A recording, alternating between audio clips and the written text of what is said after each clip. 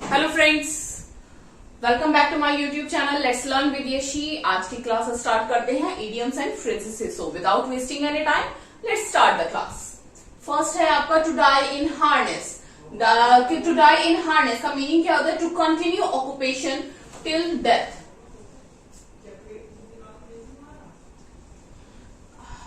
One minute.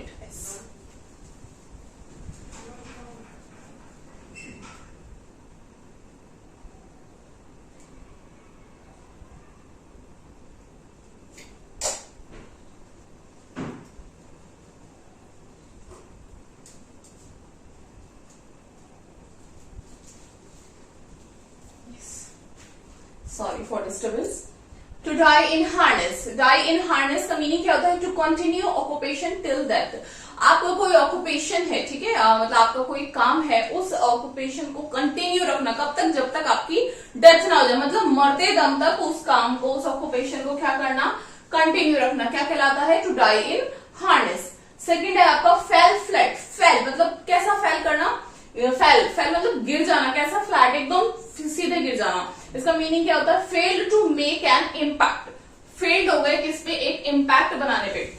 ऐसे suppose कीजिए जैसे कोई स्पीच दे रहे हैं, ठीक है, वो बहुत ज्यादा बड़े वर्ड्स और बहुत ही लाउड साउंड का यूज कर रहे हैं, बट ऑडियंस पे उनको कोई इम्पैक्ट नहीं हो रहा, ठीक है। यानी कि उनकी स्पीच कैसे जा रही है? फेल फ्लैट हो रही है, मतलब ऑडियंस पे वो इम्पैक्ट नहीं डाल रही।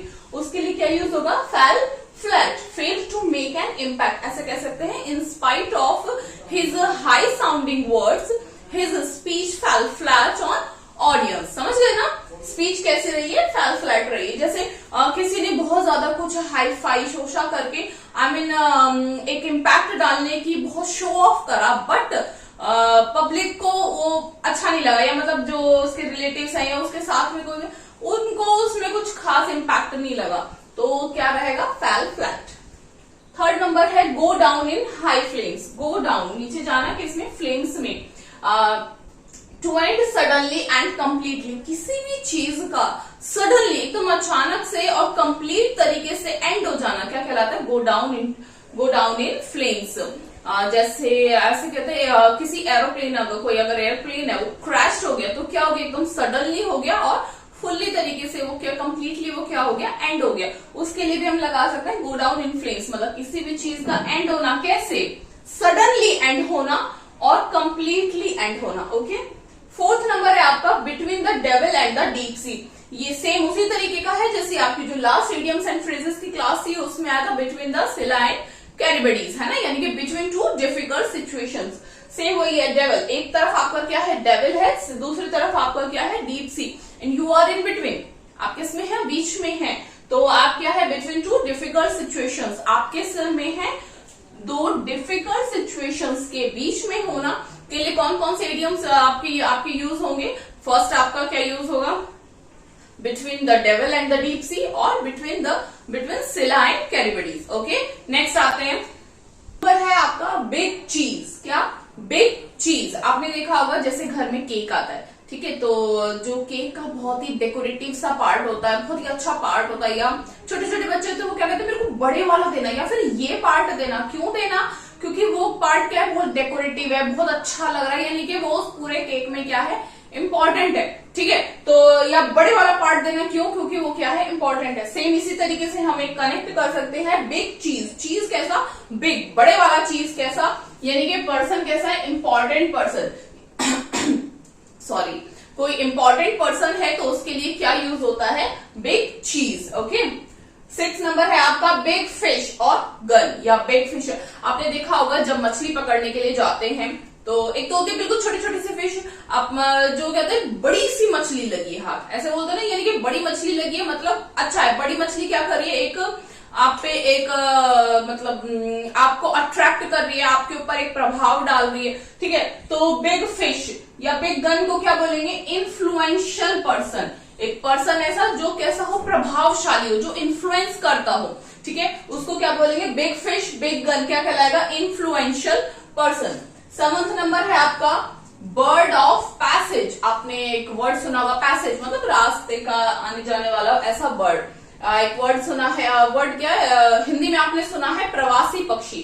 प्रवासी पक्षी क्यों कहते हैं? क्योंकि वो कहीं और रहते हैं, अपने देश के नहीं है, बट कुछ टाइम के लिए अपने देश में आ जाते हैं, इधर आ जाते हैं, क्या, प्रवास करने, है ना। तो सेम उसी से लिया गया बर्ड ऑफ पैसेज, यानी कि a person who stays for a short time. एक ऐसा पर्सन जो रुकता है बहुत छोटे टाइम के लिए, उसको क्या बोलते हैं? Bird of passage. सॉरी, क्या हो रहा है? 8 है आपका birds eye view. Birds eye view, जो बर्ड फ्लाई करते हैं, ठीक है, आप सोचो आप खुद ऊपर से फ्लाई कर रहे हो, बर्ड छोटी सी होती है, उसकी आई तो और छोटी सी होती है, तो क्या वो एकदम स्पेसिफिकली सबको ऊपर से नीचे देख सकती है कि ये मेल है या फीमेल है या ये है या ऐसे सबको आइडेंटिफाई कर सकती है क्या? नहीं कर सकते। आप खुद भी सोचो, यदि आपकी तो जो आई है की पावर है वो बर्ड से ज्यादा है, बट अगर आप ऊपर जाते हो, फ्लाई करते हो, तो क्या आप नीचे से एक एक चीज को आइडेंटिफाई कर सकते हो क्लैरिटी से? एक एक चीज को आइडेंटिफाई कर, इट्स नॉट पॉसिबल ना। तो उसी से लिया गया है। सपोज कीजिए आप ऊपर हो, है ना, आप बर्ड की जगह, तो बर्ड्स आई व्यू, यानी कि बर्ड्स आई व्यू, बर्ड की जो आंख से दिखने वाला व्यू है, वो कैसा व्यू है? ओवर व्यू है या फिर जनरल व्यू है? फ्रॉम द अबव, ऊपर से दिखने वाला एक ओवर व्यू या जनरल व्यू क्या कहलाता है? Birds eye view. 9 नंबर है आपका बाइट वंस लिप। बाइट माने होता है काटना। किसको? वंस लिप्स, अपने लिप्स को काटना। कोई अपने लिप्स को क्यों काटता है? जैसे आप सपोज कीजिए आप किसी जगह बैठे हुए हो और किसी ने आपको कुछ कह दिया, but you are not in that situation that you can say anything, है ना, यू कैन रिएक्ट। आप रिएक्ट नहीं कर सकते, तो आप क्या करते हो? ऐसे ऐसे करके अपने लिप्स को बाइट करते हो, अपनी खुद के कंट्रोल, जो इमोशंस है, गुस्से हो, कंट्रोल कर दो, जैसे खून का ऐसे गुस्से का घूंट पी लिया, इस तरीके से करके अपने इमोशंस को आप क्या करते हो? रिप्रेस करते हो, because you can't say anything, है ना। आप उस पर रिएक्ट नहीं कर सकते, तो क्या करते हो? आप अपना जो गुस्सा आ रहा है उसको कैसे कंट्रोल करते हो? अपने लिप्स को बाइट करते हो, अपने ऐसे टीथ को भी ऐसे भींचते हो। यही रिएक्शन होता है ना जनरली। तो बाइट वंस लिप, उसी से कनेक्ट करके लीजिए। बाइट, अपने लिप्स को काटना। क्यों काटना अपने लिप्स को? Because control one's anger. एक पर्सन है अपने एंगर को क्या कर रहा है? कंट्रोल कर रहा है, बिकॉज शो नहीं कर सकता। या रिप्रेस वंस इमोशन, अपने जो इमोशन, उसके अंदर जो भी कुछ चल रहा है, गुस्सा, भड़ास, व्हाटएवर जो भी अंदर चल रहा है, उसको क्या कर रहा है? वो रिप्रेस कर रहा है, मतलब उसको दबाने की कोशिश कर रहा है। ठीक है, एक बार रिवीजन करें। बिग चीज किसके लिए? इंपॉर्टेंट पर्सन के लिए। कोई इन्फ्लुएंशियल पर्सन के लिए क्या बोलेंगे? बिग फिश या गन। बर्ड ऑफ पैसेज क्या हुआ? A person who stays for a short time. Birds eye view यानी कि एक ओवर व्यू या जनरल व्यू, कहां से? ऊपर से। बाइट वंस लिप्स, अपने लिप्स को बाइट करना, यानी कि वंस एंगर, अपने एंगर को कंट्रोल करना, अपने इमोशंस को क्या करना? रिप्रेस करना। ओके, नेक्स्ट आते हैं। नंबर है आपका birds of feather flock together. Feather आएगा। Birds of a feather flock together. आपने ऐसा देखा होगा, आप जहां रहते हैं वहां भी, या फिर सपोज कीजिए आपने कोई अपना जो रेजिडेंस है वो चेंज किया, या फिर आपने कोई वर्क प्लेस अपना चेंज किया है। स्टार्टिंग में आप सबके साथ मिक्सअप होते हो, बट आफ्टर टाइमिंग क्या होता है?